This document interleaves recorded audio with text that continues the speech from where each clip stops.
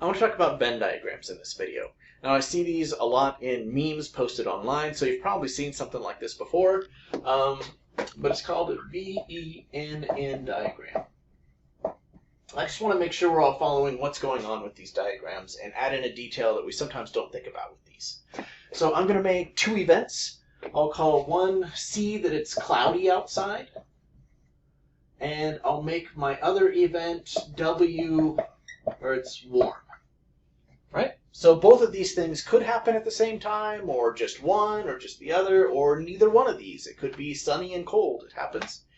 Right? So I need to be able to think about all the ways that these could happen, and that's the beauty of the Venn diagram. So I'm going to make a circle for each one of my events I'm interested in. I'll have a cloudy circle and a warm circle, and where they intersect, that's where it's both cloudy and warm.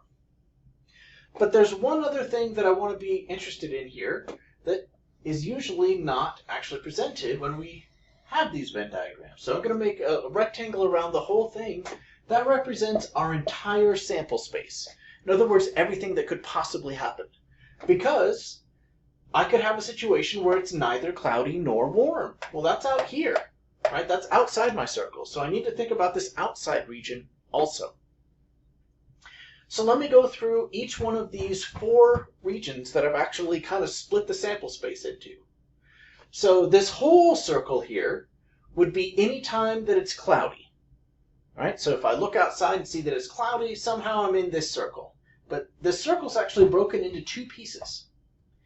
This part right here, since there's overlap, shows that it's cloudy and warm, which means this area over here is where it's cloudy but not warm. So that's what this region is. What about over here? Similar idea. If this is warm and cloudy, and this is still inside the warm circle, then this must mean that it's warm but not cloudy, right? Because we're outside the cloudy circle but inside the warm circle. Out here is when it's neither cloudy nor warm. Okay? So this is really all I need to work with. I'm not going to do like 3 circle Venn diagrams to confuse you.